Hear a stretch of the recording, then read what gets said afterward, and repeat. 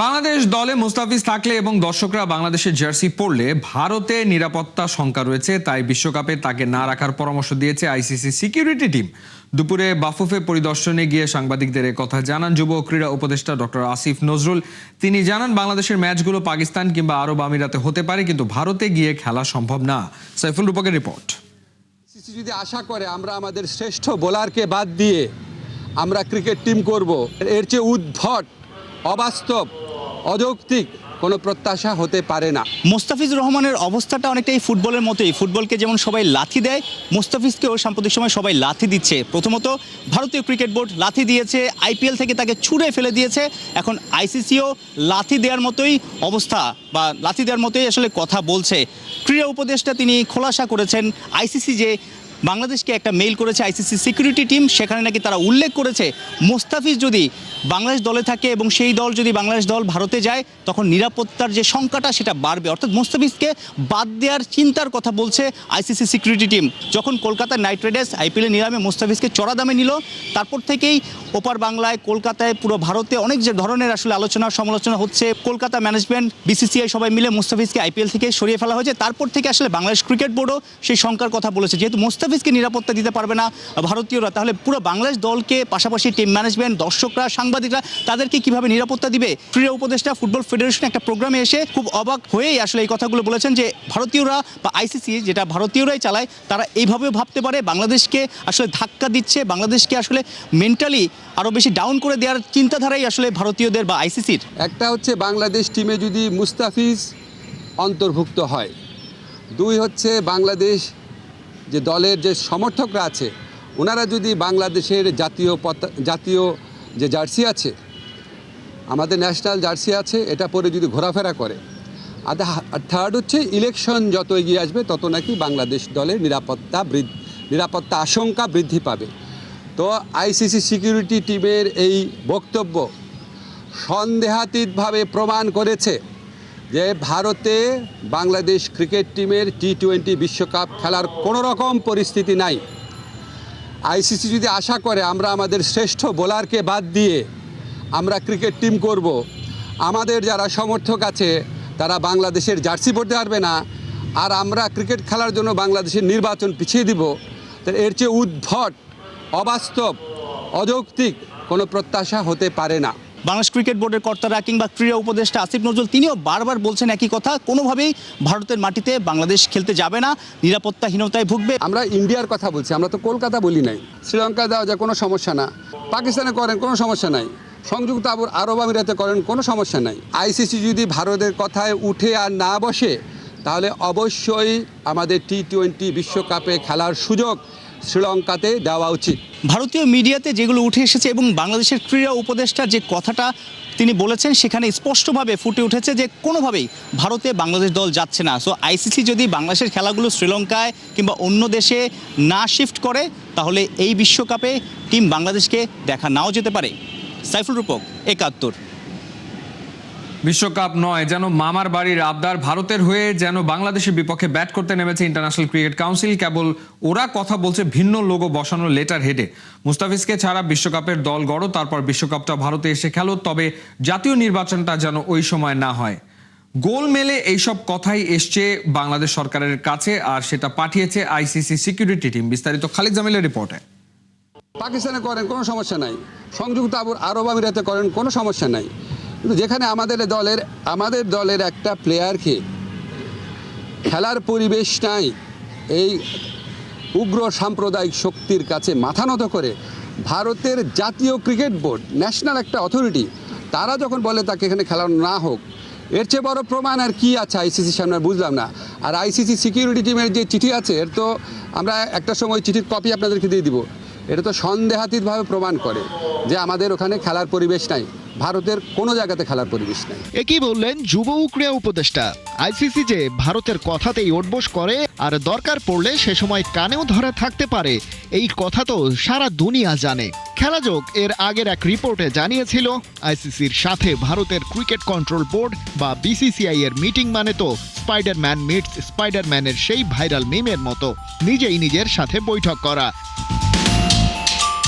তবুও এনডিটিভির report, Bharat New Zealand প্রথম ওয়ানডের ডাগ আউটে বিসিসিআই কর্মকর্তাদের সাথে আইসিসির বর্তমান চেয়ারম্যান জয় শাহ বসবেন বাংলাদেশের বিশ্বকাপ ইস্যু নিয়ে। কিন্তু দিন বয়ে গেলেও সেই আলোচিত বৈঠক নিয়ে কোনো আপডেটই পাওয়া যায়নি। এরই মধ্যে সেই এনডিটিভি জানালো সোম বা মঙ্গলবারের মধ্যে আইসিসির পক্ষ থেকে দুটি নতুন বিশ্বকাপ ভেন্যুর প্রস্তাব দেয়া হবে বাংলাদেশকে, সেটা অবশ্য ভারতের ভেতরেই, চেন্নাই এবং কেরালা। বিসিবির পক্ষ থেকে সেটা নাকচ করা হয় এবং তারপর যুব ও ক্রীড়া উপদেষ্টা আসিফ নজরুল জানালেন তারা চিঠি পেয়েছেন আইসিসির সিকিউরিটি টিমের কাছ থেকে। সেখানে আবার নতুন নাটক। সেই চিঠিতে তারা স্বীকারই করে নিলেন নিরাপত্তা ঝুঁকি বাংলাদেশ দলের ক্ষেত্রে আছে, তবে সেটা কেবল সেই দলের সাথে কাটার মাস্টার মুস্তাফিজ থাকলে আর বিশ্বকাপ চলাকালে বাংলাদেশে নির্বাচন হলে। তার মানে নিরাপত্তার চাদরে ঢাকা পড়তে চাইলে ওই ফিজ আর ভোট এড়িয়ে যেতে হবে টাইগার বাহিনীকে। সিকিউরিটি টিমের ভাবখানা এমন যেন কাটার মাস্টার কোনো ক্রিকেটার নন, বরং এক তাজা বোমা যাকে সঙ্গে রাখা মানেই বিশ্বকাপের জন্য নিরাপত্তা হুমকি। বোঝাই যাচ্ছে এসব আইসিসির সাথে আন্ডার দ্য টেবিল বিসিসিআই এর প্রেসক্রিপশন মেনেই হচ্ছে। যদিও সোমবার ইন্দো এশিয়ান নিউজ সার্ভিসকে দেয়া এক সাক্ষাৎকারে বিসিসিআই সেক্রেটারি বলেছেন নতুন ভেন্যুর ব্যাপারে কোনো প্রস্তাব তারা আইসিসির কাছ থেকে পাননি। এ ব্যাপারে তাদের কিছু করারও নেই। বিসিবি এবং আইসিসি আলোচনা করে যে সিদ্ধান্তে পৌঁছবে ভারতীয় ক্রিকেট বোর্ড সেভাবেই ম্যাচ আয়োজন করবে। বিসিসিআই যাই বলুক, আইসিসির চিঠি যেমন সত্য তেমনি তাদের সিকিউরিটি টিমের উদ্ভট আবদারও সত্য। আর বাংলাদেশ যে এই আবদার রাখবে না সেটা ভালোই বোঝার কথা আইসিসির ওপর মহলের। তার মানে কি এটাই দাঁড়াচ্ছে যে খোদ আইসিসি চাইছে না বাংলাদেশ খেলুক এবারের টি-20 বিশ্বকাপ? খেলা নিয়ে এই রাজনীতির সমীকরণ তো তাই বলছে। যদিও প্রধান উপদেষ্টার উপপ্রেস সচিবের তরফ থেকে জানানো হয়েছে ক্রীড়া উপদেষ্টা আসিফ নজরুল যে চিঠির কথা বলছেন সেটা আইসিসিকে দেয়া বিসিবির চিঠির উত্তর নয়, বরং দুটি প্রতিষ্ঠানের মধ্যে ডিপার্টমেন্টাল সিকিউরিটি অ্যাসেসমেন্ট। বিসিবিও তাদের এক প্রেস বিজ্ঞপ্তিতে জানিয়েছে তারা এখনও আইসিসির চিঠির অপেক্ষায়। বাকিটা জানার জন্য আপাতত সময়ের অপেক্ষা। খালিদ জামিল, একাত্তর। বিপিএল এ সিলেট পর্বের শেষটা জয় দিয়ে রাঙালো ঘরের দল সিলেট টাইটান্স। লিগে নিজেদের নবম ম্যাচে রংপুর রাইডার্সকে হারিয়েছে মেহেদী হাসান মিরাজের দল। এদিকে টানা 3 ম্যাচ হেরে দিশেহারা রংপুর রাইডার্স নেমে গেছে পয়েন্ট টেবিলে 4 নম্বরে। ফয়সাল হাবিবের ম্যাচ রিপোর্টে বিস্তারিত। সিলেটে বিপিএল এর শেষ দিন, ঘরের দল সিলেট টাইটান্স খেলছে দিনের প্রথম ম্যাচ। তাই ভর দুপুরেই শীতের মিষ্টি রোদের ভেতর ভরে গেছিল সিলেট আন্তর্জাতিক ক্রিকেট স্টেডিয়ামের গ্রিন গ্যালারি। মাঠ ভর্তি দর্শকের সাপোর্ট পেয়ে শুরু থেকেই ভয়ঙ্কর টস জিতে বোলিং নেয়া টাইটান্স, আর রংপুর রাইডার্স ব্যাটাররা যেন কুঁকড়ে গেল দর্শকের চাপে। মঈন আলীর করা প্রথম ওভারটা মেইডেন দেন ওপেনার তাওহিদ হৃদয়। ম্যাচের প্রথম বড় ঘটনা ঘটল 10 নম্বর বলে আউট হয়ে ফিরলেন আরেক ওপেনার কাইল মেয়ার্স। তৃতীয় ওভারেই আবার উইকেট, এবার আউট তাওহিদ হৃদয়। দলের রান 6-এ উইকেট নাই 2টা। এমন দিনে লিটন দাসের ব্যাটে আশা খুঁজছিল রাইডার্স সমর্থকেরা। লিটন শুরুও করেছিলেন ভালো, কাউন্টার অ্যাটাকে পৌঁছে গিয়েছিলেন 11 বলে 22 রানে। তারপর ফিরে এলেন চিরপরিচিত লিটন, আউট হলেন দারুণ একটা শুরুর পর। পাওয়ার প্লেতে রংপুর রাইডার্স তুলল 3 উইকেটে 35 রান। দুই পাকিস্তানি রিক্রুট ইফতিখার আহমেদ এবং খুশদিল শাহ চেষ্টা চালিয়েছেন রাইডার্সের টালমাটাল অবস্থাকে স্থিতিশীল করতে। দেখে শুনে ধীরে সুস্থে 40 রানও যোগ করে ফেলেছেন দুজনে ততক্ষণে। শ্বশুরবাড়ির দলের বিপদ হয়তো গায়ে লেগেছিল মঈন আলীর। বল হাতে ফিরে এসে আউট করেছেন ইফতিখারকে। আর এই উইকেটের পরই রাইডার্স শিবিরে নামে আরেকটা ধস। একে একে আউট হয়ে ফেরেন খুশদিল শাহ, নুরুল হাসান সোহানরা। পিচে টিকে থাকার কাজটা করতে পারেননি নাইম হাসান, সুফিয়ান মুকিমের মতো লোয়ার অর্ডার ব্যাটাররাও। 96 রানে 9 উইকেট হারিয়ে অসম্মানের 100 নিচে গুটিয়ে যাওয়ার চোখ রাঙানি তখন রাইডার্স শিবিরে। এরপর দৃশ্যপটে আগমন মাহমুদুল্লাহ রিয়াদের। পুরো ক্যারিয়ারে যা করেছেন এদিনও করলেন তা। একা হাতে দলকে টেনে নিয়েছেন যতদূর পারা যায়। শেষ পর্যন্ত রংপুর রাইডার্সের ইনিংস শেষ হয় 114 রানে নির্ধারিত ওভারের 5 বল আগে। অল্প রান ডিফেন্ড করতে নেমে রংপুরের দরকার ছিল দ্রুত উইকেট, কিন্তু প্রতিপক্ষকে একদমই সুযোগ দিতে চায়নি সিলেট টাইটান্সের ওপেনাররা। উল্টো দ্রুত রান তুলে খেলা শেষ করার তাড়া ছিল তাদের। বোলারের নাম না দেখে সমানে পেটাতে শুরু করেন তৌফিক খান তুষার, যোগ্য সঙ্গ দেন পারভেজ ইমনও। এতেই টাইটান্স পাওয়ার প্লেতে তোলে 9 করে 54 রান। পাওয়ার প্লের পর আউট হন তুষার, কিন্তু ততক্ষণে ম্যাচ সিলেটেরই হাতে। এদিনও নম্বর 3-এ ইমপ্রেস করেছেন আরিফুল, আর এদিনও ব্যর্থতা আফিফ হোসেন ধ্রুবর নামের পাশে। এমন ছোট ছোট ঘটনার ফাঁকে 50 পেয়েছেন পারভেজ হোসেন ইমন। ম্যাচ শেষ করেই উঠেছেন সিলেট ওপেনার। 6 উইকেট এবং 15 বল হাতে রেখে ম্যাচ জিতে নেট রান রেটটাও বাড়িয়ে নিয়েছে ঘরের দল। এক ম্যাচ বাকি রেখে পয়েন্ট টেবিলের 2 থেকে সিলেট পর্ব শেষ করেছে মিরাজরা। ফয়সাল হাবিব, 71। শেষ হয়েছে সিলেট পর্ব। কেমন ছিল বিশ্বকাপ স্কোয়াডে থাকা ক্রিকেটারদের ফর্ম? কেন রান পাচ্ছেন না সাইফ, তানজিদ, তামিমরা? এখন পর্যন্ত নজর কাড়লেন কারা? সিলেট পর্বে পোস্টমর্টেম করেছেন সাবেক ক্রিকেটার ও জনপ্রিয় ধারাভাষ্যকার আতার আলী খান। নাহিয়ান বিন জসিমের রিপোর্টে বিস্তারিত। বিশ্বকাপ ভেন্যু নিয়ে একটা দোলাচল চলছেই। বাংলাদেশ কোথায় বিশ্বকাপ খেলবে শেষ পর্যন্ত, ভারতে নাকি শ্রীলঙ্কায়? সেই আলোচনার মাঝেই বাংলাদেশের বিশ্বকাপ স্কোয়াডের ক্রিকেটাররা নিজেদের প্রিপারেশনটা সারছেন। বিপিএল দিয়ে সিলেট পর্বটা শেষ হয়েছে। কেমন গেল সিলেট পর্ব? বিশ্বকাপ স্কোয়াডের যারা ক্রিকেটার আছেন তারা কেমন করলেন? নতুন মুখ আসলে কাকে ভালো লেগেছে? সিলেট পর্বটা তো মোটামুটি শেষ। ওভারঅল যদি বলেন, একদম বিশ্বকাপ স্কোয়াডের ক্রিকেটারদের নিয়ে যদি মোটা দাগে আলোচনা করতে বলি, সোফার তাদের প্রিপারেশনটা আপনার কাছে কেমন মনে হয়েছে?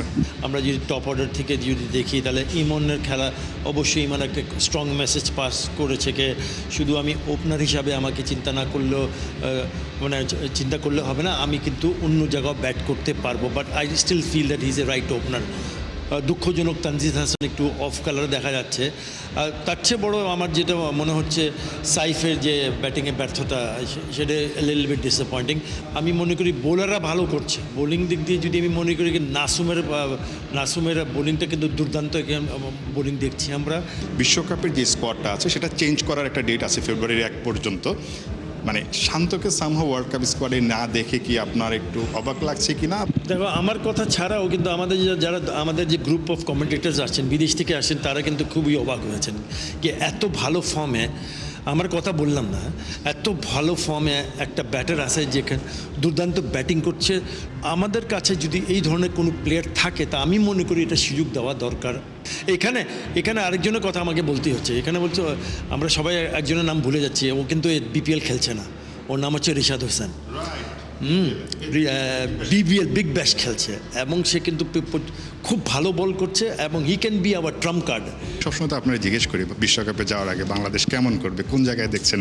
এবারও একটু জিজ্ঞেস করি, বাংলাদেশকে আপনি কোথায় দেখছেন? বাংলাদেশ যদি ঠিকঠাক মতো পারফর্ম করতে পারে, আসলে যে দলটা দেখছেন। বোলিং নিয়ে আমি বেশি চিন্তা করছি না। আমি মনে করি বোলিংটা আমরা কভার করে রেখেছি। আমরা জানি কি বোলারসরা কীভাবে বল করেছে। আমরা লাস্ট 4টা সিরিজ কিন্তু আমরা জিতেছি, T20 সিরিজ।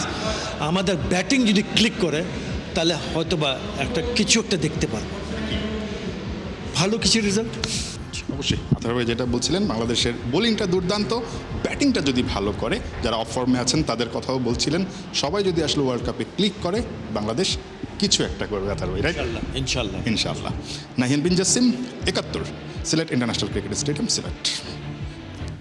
বাংলাদেশ ভারত রাজনৈতিক উত্তেজনা পড়বে না ফুটবলে, এমনটাই প্রত্যাশা বাফুফে প্রেসিডেন্ট তাবিদ আওয়ালের। সে কারণেই আসন্ন 2026 সাফ মেন্স চ্যাম্পিয়নশিপ আয়োজনে আগ্রহী বাফুফে। একই সাথে ফুটবলকে সারা দেশে ছড়িয়ে দিতে ঢাকার বাইরের নতুন 2টি ভেন্যুর পরিকল্পনা প্রকাশ করেছেন বাফুফে প্রেসিডেন্ট তাবিদ আওয়াল।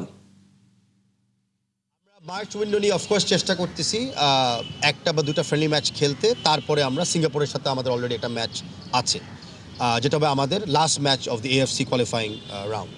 এখনও আমরা টিম ফাইনালাইজ করি নাই, হোম বা অ্যাওয়ে খেলবো সেটাও আমরা ফাইনালাইজ করি নাই, কারণ আমরা মনে করছি যে সময় এসেছে ঢাকা স্টেডিয়ামের মাঠটাকে সম্পূর্ণভাবে আবার ঠিক করার জন্য। তো সেটা করলে আমরা অফকোর্স অ্যাওয়ে ম্যাচ খেলবো, তারপর সিঙ্গাপুরে আমরা চলে যাব।